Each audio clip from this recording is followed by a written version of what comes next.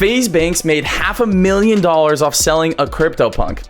Do you guys think this is a scam? Dude, with this whole controversy going around with FaZe, like, why would he tweet something so outlandishly, like, bragging? Close to crypto. Like, it's like, super close. Made $500,000 flip in a month. It just goes to show that CryptoPunks are like the Yeezy Red October. They were the ones that popped off and made collecting a thing. I'm just wondering, who's going to make the Virgil Abloh Off-White Jordan 1s? What's going to be the next thing that lights the next fire under the market? Welcome to the Hypegeek Show, where we talk about the intersection of fashion, music, and gaming, all under one roof right here at the Hypegeek Show. We got a bunch of fun topics to talk to you guys about. Louis Vuitton apparently is making a video game. Apparently the FAA is hiring gamers, and so much more. So stick with us.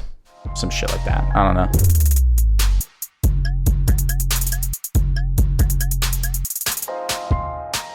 Louis Vuitton is releasing a new video game with NFTs. Are you guys going to play it? What does it look like? No idea. They, like, for some reason, whenever people announce a game nowadays, they don't even tell you what it looks like. It's just... Surprise, here's a new game. We're making a game. They launched the game. Nothing. Yeah. But on the other side, there's like also like people put too much of their game's content. There needs to be like a happy medium, you know? Yeah, but look, I mean, they've released one image and it looks kind of cool. You see the back of a character with the Louis Vuitton flower, and he's walking through a France fantasy wonderland. I don't know. The point of the game is to commemorate Louis Vuitton's 200-year anniversary, and they're going to tell to you through the story of Louis Vuitton, literally the founder, as he goes and embarks on a journey of creating Louis Vuitton. Apparently, the point of this was to show everyone that anyone can do what Louis Vuitton did. And what I think is really interesting here is that one of the Louis Vuitton executives that's mentioned in this article says that the reason that they decided to make a mobile game was because that's where they thought that most of their staff would be and would be engaged, would be like digesting the content. So if you take anything from that, the people that work there are gamers to a certain extent if they're playing mobile games. I think that's cool. Yeah, I don't know, but for me, it just feels like another one of those interactive marketing stunts, right? Yeah. All these fashion houses have just made sure. these simple games just to allow you to have an interactive touch point with the brand, and they call it a game, right? But it doesn't last past that campaign. Like the Balenciaga game. Yeah, like the Balenciaga thing. Oh, we should ask Alex at Streamline if he did this. It's the Balenciaga game. There's also the Louis Vuitton Fall Winter 19 Endless Runner that Virgil Abloh made, which you could actually still play if you go on Louis Vuitton's website. Within the Gucci app, there's actually little mini games that you can play. So you're right. This is like the equivalent of back in the day when you would go to like Best Buy and you would get a demo disc, and like on the demo disc you would also have like a random Mountain Dew game or like a Pepsi game, you know? So it's like people have been doing this for a long time. It's just like a micro game that's more so like, hey, here's who we are and what we do. Not so much like a fully fledged game. Right. Do we want to see a real fully fledged game? Would you guys like to see that? Would you play that? Or is this like the lane that fashion house? So the closest thing we've gone so far is Offcat, right? Like that's more of like a game type game. Still a marketing stunt in my opinion. Agreed, but there's more things you could do in Offcat than there are in Balenci's game. I think that it's broadening the definition of what a game is, but if I want to see something from a fashion brand, I think it would be cooler if it was more authentic, you know? Like what Acronym did with Death Stranding, you know? That's what I was going to bring up. Yeah, they made like an Acronym jacket specifically for your character in Death Stranding, and they also designed a bunch of assets for the game. And they made them in real life. And then they made the jacket in real life. But it wasn't like a in-your-face, yo, we're Acronym and we're sponsoring Death Stranding. And then it's like, pre-order now to get this. You know, it wasn't like that annoying Pepsi, Coke, corporate America style marketing. It was like, look, this character is going to be in this barren wasteland. And what the fuck is he going to wear? He'd probably wear Acronym. So let's put him in Acronym, right? And let's not make a big deal about it. Baby. What? He's wearing Gorpcore. He's wearing Gorp, right? Like you would, yeah, dude. Sick. So it's tasteful. I would on something authentic. Now to shift gears completely here, the NFT part of this is interesting. Does this mean that like, is it going to be like, yo, if you get to level 10, you unlock this NFT. If you get to level 20, you unlock this NFT. Or is it going to be like a raffle and you show up into the game and you submit it and you get an NFT? I don't know. But like, do you think that those NFTs will even be valuable? Like, is someone going to buy that thing?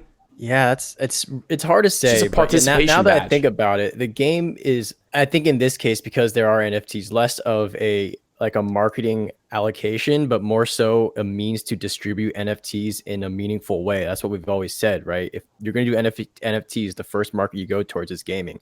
So maybe that's why they brought like game devs in to create something that could house NFTs in an authentic way. But how it's going to be valuable is obviously through the ties with LV, but will the audience that actually plays the game care about that value is a question mark in my head. I'm assuming yes, but we'll have to see. It comes out August 3rd, August 4th. Tomorrow. So if you're listening to this, it might already be out. Check Yeah. it out. Might be worth something. Yeah. Definitely gonna check it out. If you're a gamer, you could get a job at the FAA working for air control. They're actively pursuing gamers because it uses the same skills. Like what? I don't know, buttons and knobs and analog sticks. Wait, so what did So you you're say? definitely not going to get hired, bro.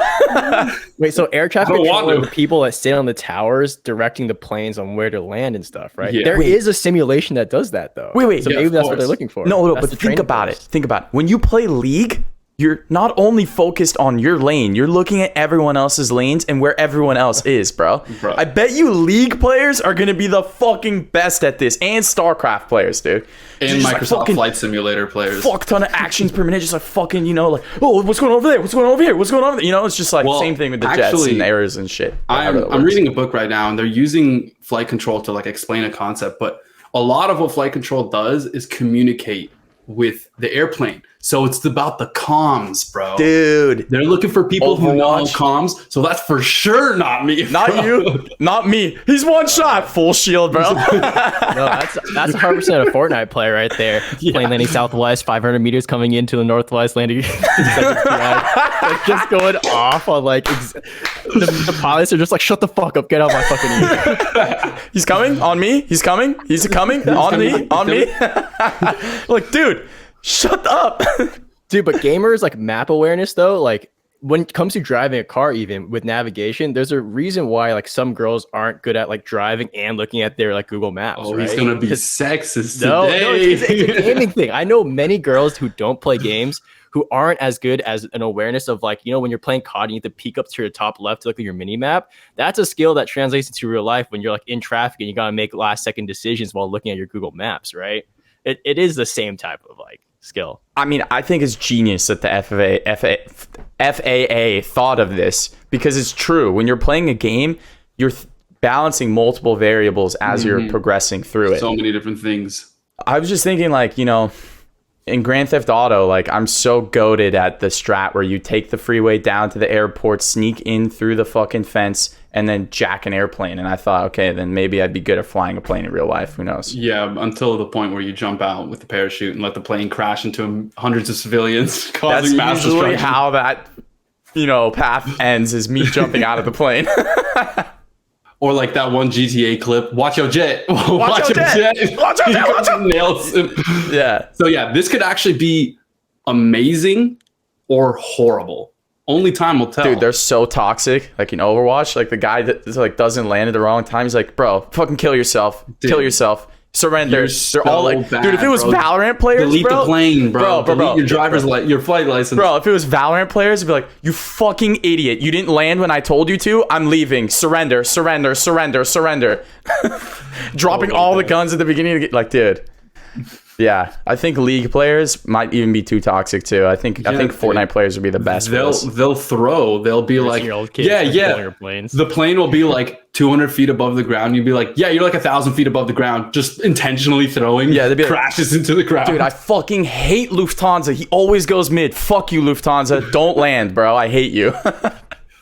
oh I man. feel like a lot of other jobs like probably look towards gamers who have similar like it's just the hand-eye coordination communication aspect of it, which I think a lot of jobs consider, right? Even like probably construction when it comes to like operating heavy machinery. People who play video games might be better at that. I don't know. Like Especially people that play like in a lot of industries. construction simulator, farming simulator.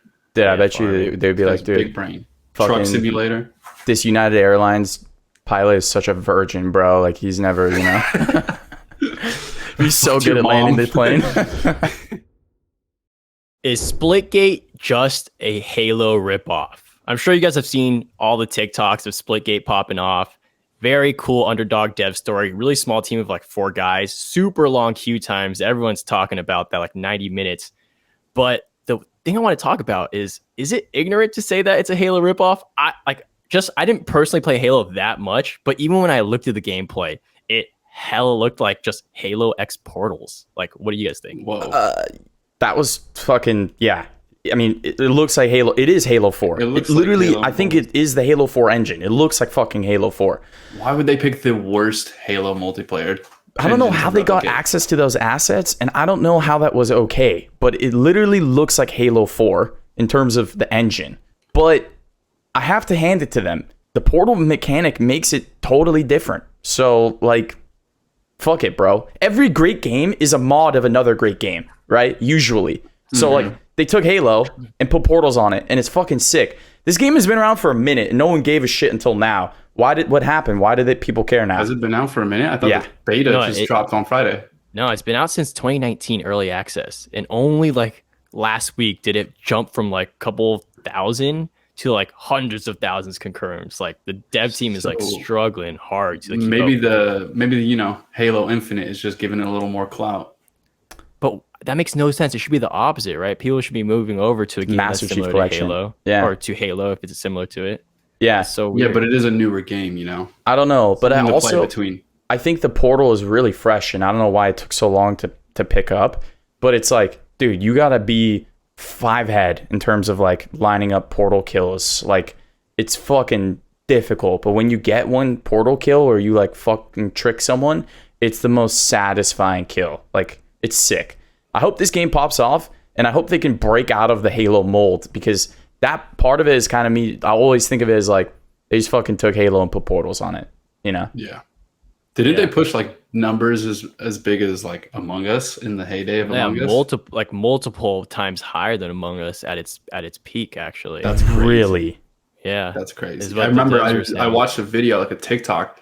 The dude was saying like, yeah, our high end goal, which we didn't even expect to reach, was Among Us numbers, and we like doubled them. And I was like, holy shit! And they literally can't keep up. They can't keep up. The servers are crashing. They can't just like buy more servers, right? It's expensive. Is this bad timing though? Because Halo Infinite comes out in like November. So I don't know if I want to continue playing this game, because it's just gonna kind of fuck up with my Halo experience. I'm just gonna play MCC some more. Yeah, I don't think this might be bad timing. How did this game blow up? If you guys know, let us know. Like, I didn't see that much like Twitch promo. Like, they didn't have like drops enabled type stuff. I don't know. Maybe it's just the economy of creators trying to find new games to, be at the top of a category of. It could be. There could be multiple reasons, but let us know how you found out about it. At least maybe it was TikTok. Maybe it was this video. And now you guys are gonna start playing. You're welcome, Splitgate. This might be the next biggest game. There's a petition out there to get Yu-Gi-Oh into the Olympics, bro. Let's do the duel. The duel. Imagine. That's what the announcer has to say before they're lined up like fencing, Olympic fencing. And the guy's like, "It's time to the duel," and then they start throwing cards at each other.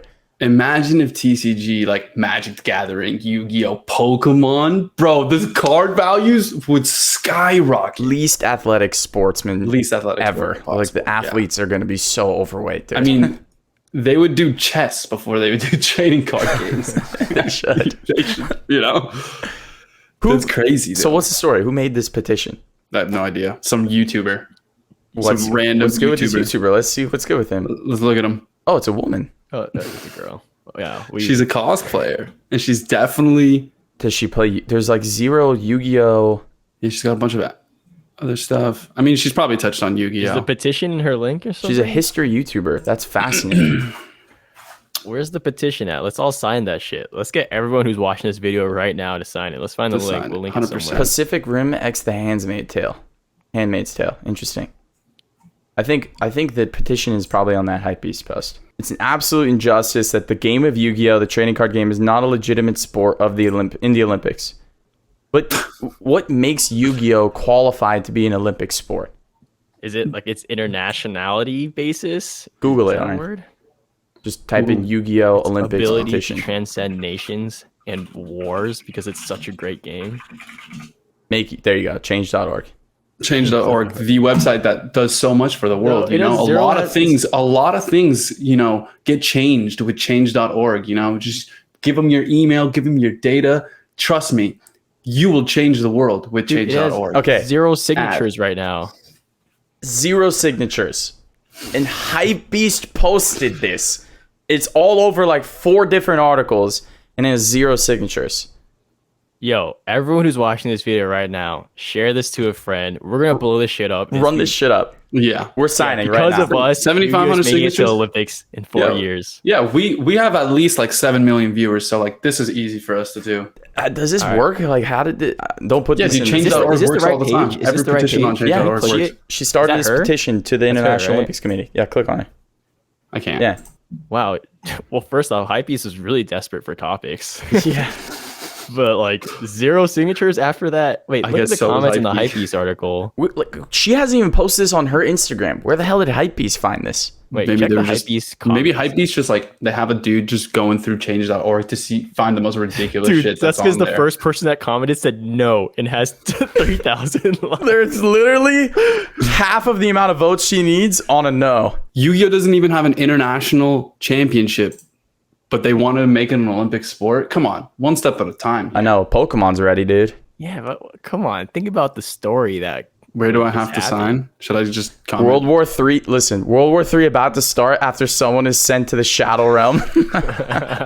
Egypt pulls up with Exodia. It's over, dude. Which part of your body needs to be athletic for this? Dude. That's just a diss towards gamers too, though. Is it?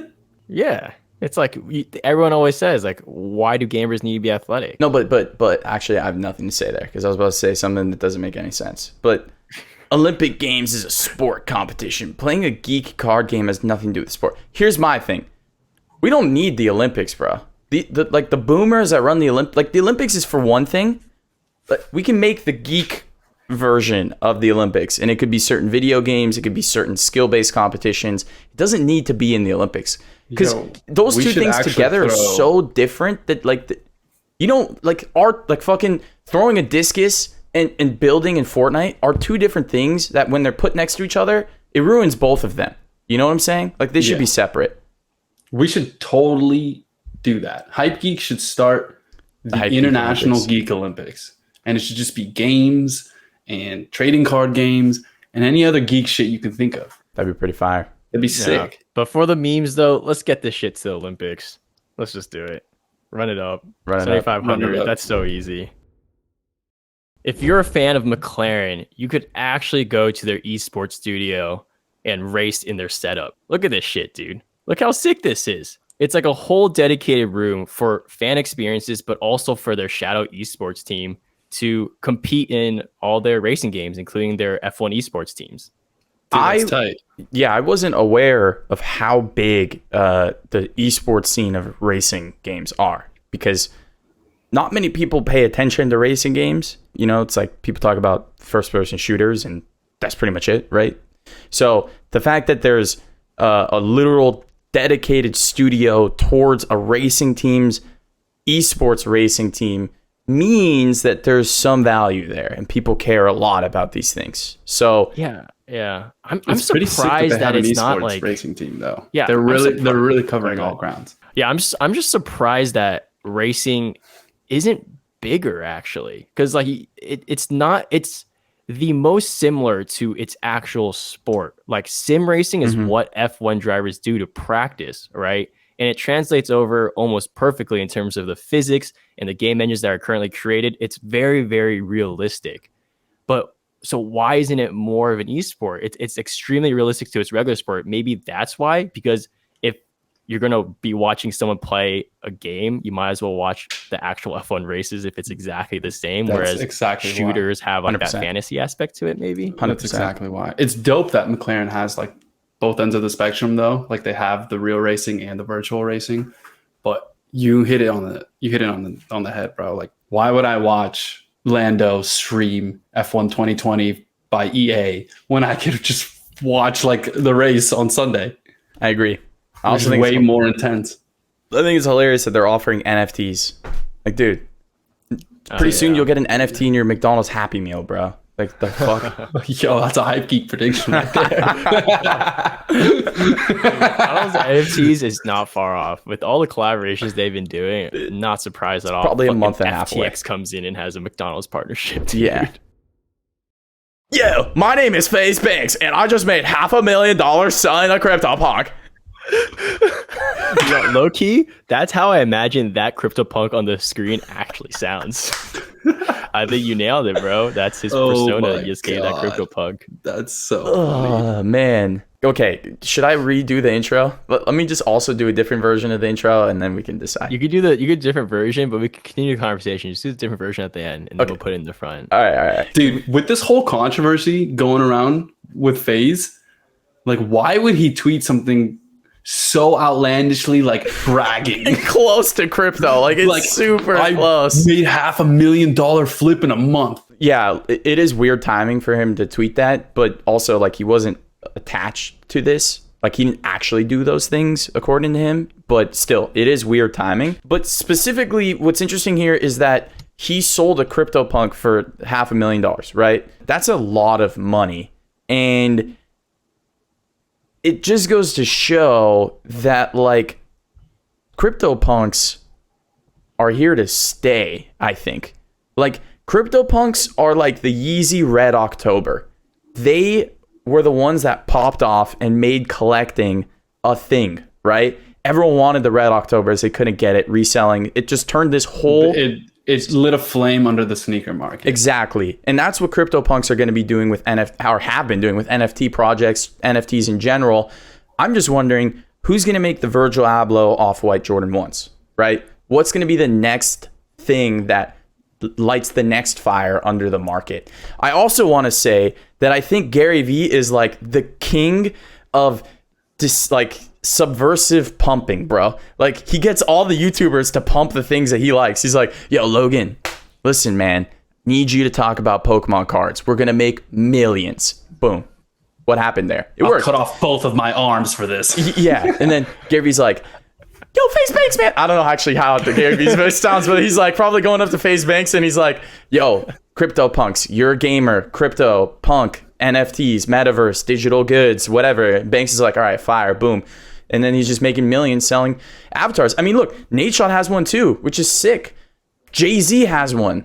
Gary, like, all these people are starting to get these. Now, if you were to ask me, should I try and get a CryptoPunk? Maybe not. Maybe the move is to actually get the next avatar project, right? Like, you missed out on the Yeezy Red Octobers, but you should get the Off-White ones, right? So don't buy the Red Octobers for $20,000 because you missed out on the Delta. Yeah. You know, you're not gonna get the money on that. Let's hop in on the next big thing. Yeah. Scroll down in the comments though. It's very interesting to see that they're making so much money doing stuff like this, like flipping one CryptoPunk for 500K. But at the same time, the entire market of his audience doesn't give a fuck about this. They're screenshotting it and saying like, "Oh, look, I have one too." Like, they don't truly understand what like blockchain minting is. This is my favorite. This guy said, sorry to interrupt you, just got it for free, lol. And then this guy said, sure, buddy. Now you also have a Lambo for free. There you go.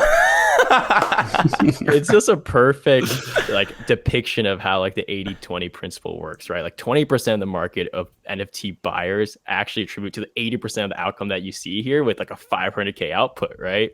But then in reality, a majority of people truly still don't understand it, but the market's still going way up just because of these 20% of the people. So yeah, it's just like, it's a wave that doesn't require that many people to fully believe in, but it'll still keep going, I think. Yeah, I mean, look, the more that people in gaming are doing stuff like this and talking about it, the more that audience is going to start to understand that they're the inheritors of this universe, right? So it makes sense. All right, guys, thank you so much for tuning into the Hypegeek Show. We are back every Tuesday at 11:30 a.m. Pacific Standard Time, live on Twitch at Hypegeek. And then also, these YouTube VODs are back up on Wednesday if you miss us. And then, as always, the clips are on TikTok at Hypegeek. Thanks, guys. Peace.